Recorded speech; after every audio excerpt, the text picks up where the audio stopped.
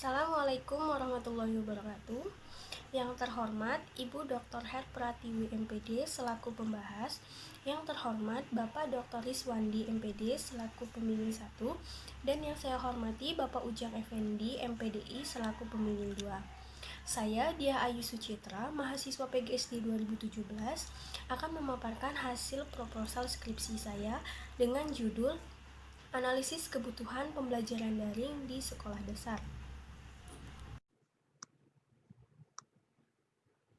Analisis kebutuhan pembelajaran daring di sekolah dasar.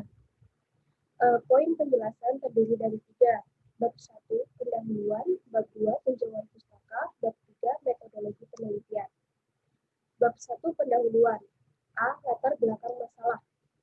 Pembelajaran adalah proses interaksi peserta didik dengan pendidik dan sumber belajar pada suatu lingkungan belajar.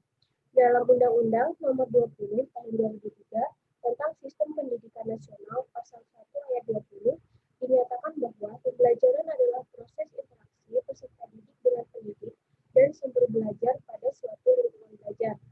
Pembelajaran ideal yang seharusnya adalah pembelajaran yang dilaksanakan dengan tatap muka, melibatkan pendidik, peserta didik, sumber belajar dan lingkungan belajar, sehingga mampu mendorong kreativitas anak secara keseluruhan, membuat siswa agar dapat mencapai tujuan pembelajaran secara efektif dan berlangsung dalam kondisi yang menyenangkan. Pembelajaran ideal tentu merupakan tantangan bagi sekolah, pendidik, peserta didik, serta orang tua. Hal tersebut karena pembelajaran yang seharusnya tatap muka tetap harus dilaksanakan secara daring. Semua ini terjadi karena mewabahnya sebuah virus yang bernama corona atau dikenal dengan istilah COVID-19. COVID-19 adalah penyakit jenis baru yang belum pernah diidentifikasi sebelumnya pada manusia. Tanda dan gejala umum COVID-19 adalah dengan gangguan pernafasan akut seperti demam, batuk, dan sesak napas. Masa inkubasi rata-rata 5-6 hari dengan masa inkubasi terpanjang 14 hari. Untuk mengantisipasi penularan virus tersebut, pemerintah telah mengeluarkan berbagai kebijakan seperti social distancing, pembatasan sosial berskala besar. Nah, kondisi yang seperti ini mengharuskan masyarakat untuk tetap stay at home, bekerja, beribadah, dan belajar di rumah. Pada tanggal 24 Maret 2020, Menteri Pendidikan dan Kebudayaan Republik Indonesia mengeluarkan Surat Edaran Nomor 4 Tahun 2020 tentang pelaksanaan kebijakan pendidikan dalam masa darurat penyebaran COVID. Dalam surat edaran tersebut dijelaskan bahwa proses belajar dilaksanakan di rumah melalui pembelajaran daring untuk memberikan pengalaman belajar yang bermakna bagi siswa. Pada kondisi di lapangan, masih banyak sumber daya yang belum siap, serta sarana dan prasarana yang belum memadai. B. Identifikasi masalah. Dari latar belakang di atas dapat diidentifikasi masalah sebagai berikut. Pembelajaran yang seharusnya dilakukan tatap muka digantikan dengan pembelajaran daring. 2. Pendidik yang belum melek teknologi merasa kesulitan mengaplikasikan teknologi untuk melaksanakan pembelajaran daring. 3. Tidak stabilnya jaringan internet dalam pelaksanaan pembelajaran daring di daerah-daerah tertentu. 4. Pendidik belum bisa mengemas pembelajaran semenarik mungkin sesuai dengan karakteristik siswa. 5. Peserta didik kurang mampu beradaptasi dengan pembelajaran daring. C. Rumusan masalah. Berdasarkan pada latar belakang masalah, rumusan masalah pada penelitian ini adalah apa saja yang menjadi kebutuhan pembelajaran daring di sekolah dasar. D. Tujuan penelitian. Berdasarkan rumusan masalah di atas, yang menjadi tujuan penelitian adalah menjelaskan kebutuhan yang diperlukan untuk melaksanakan pembelajaran daring di sekolah dasar. E. Manfaat penelitian. Manfaat penelitian dibagi menjadi 2. Manfaat teoritis dan secara praktis. Secara praktis dibagi menjadi 3. Manfaat bagi peneliti, manfaat bagi pendidik, dan manfaat bagi pendidik lain. Bab 2. Tinjauan pustaka. A. Teori belajar dan pembelajaran SD. 1. Pengertian belajar. Menurut beberapa teori, dapat disimpulkan bahwa belajar merupakan aktivitas pengembangan pengetahuan, keterampilan, atau sikap sebagai interaksi seseorang dengan informasi, sehingga terjadi perubahan dari yang tidak tahu menjadi tahu, dari yang tidak bisa berjalan menjadi bisa berjalan, dan tidak bisa membaca menjadi bisa baca, dan sebagainya.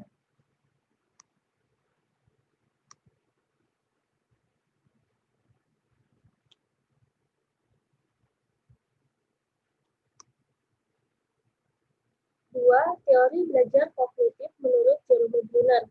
Menurut beberapa teori, dapat disimpulkan bahwa teori belajar kognitif berpandang pembelajaran hendaknya dapat menciptakan situasi agar peserta didik dapat belajar dari diri sendiri melalui pengalaman dan eksperimen untuk menemukan pengetahuan dan kemampuan baru yang khas baginya.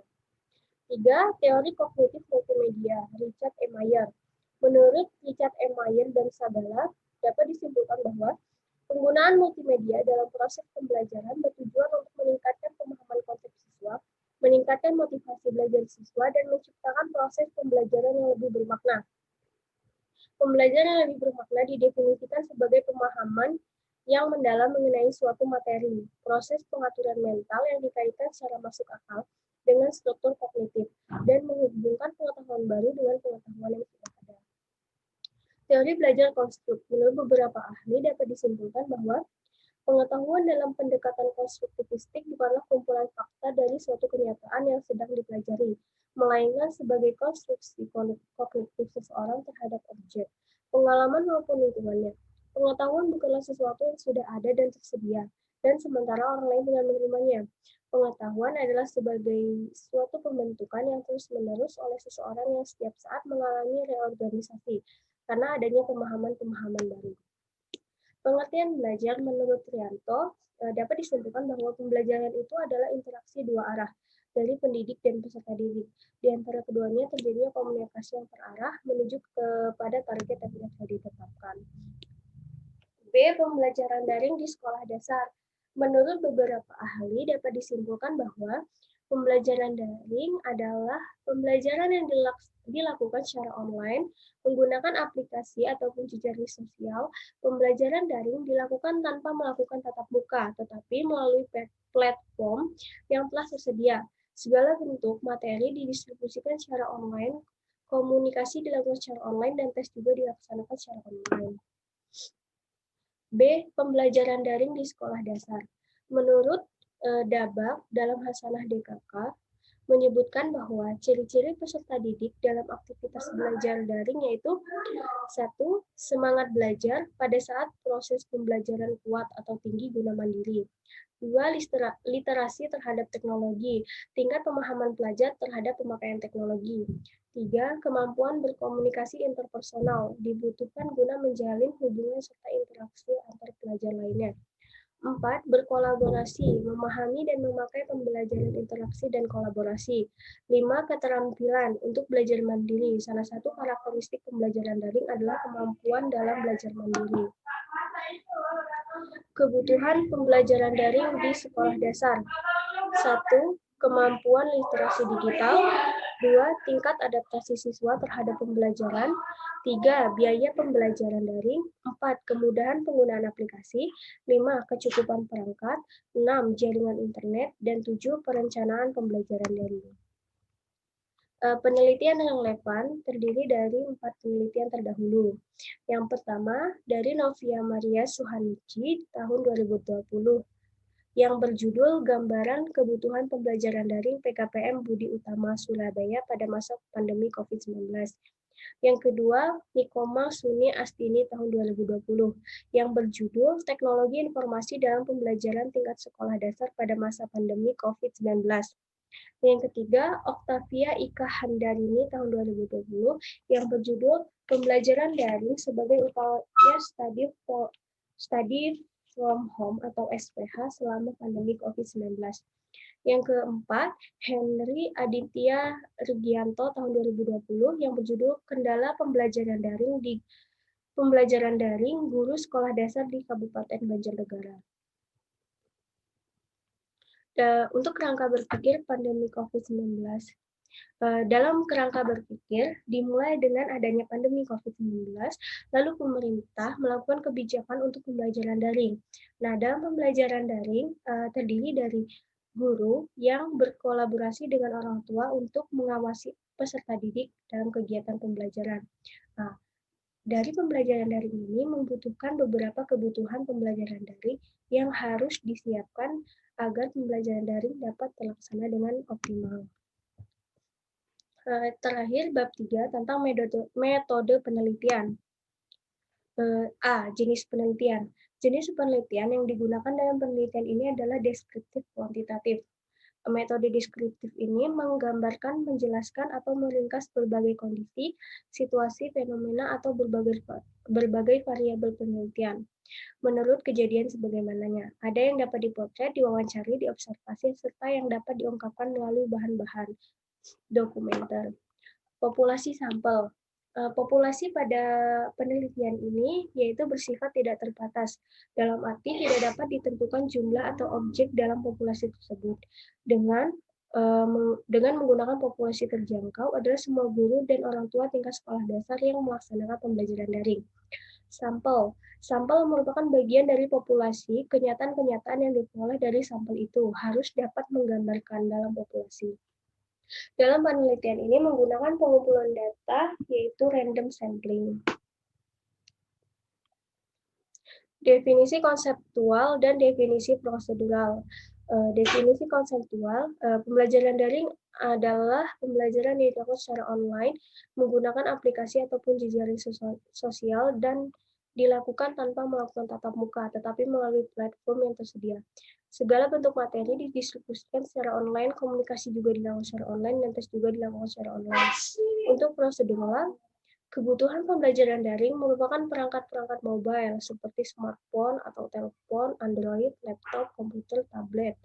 Koneksi jaringan menggunakan aplikasi atau platform seperti WA Group, Google Classroom, Zoom, Google Meet, dan adanya materi pembelajaran yang jelas, adanya sumber belajar yang jelas, kesiapan guru dan siswa, serta kemampuan guru dalam melakukan perencanaan pembelajaran daring. D. Teknik pengumpulan data. Teknik pengumpulan data menggunakan studi lapangan, yaitu penyebaran kuesioner atau angket. Teknik pengumpulan data dengan membuat daftar pertanyaan terlebih dahulu yang kemudian diberikan secara online melalui Google Form kepada guru dan orang tua pada tingkat sekolah dasar yang ada di Provinsi Lampung. Uji coba instrumen. Yang pertama yaitu uji validitas.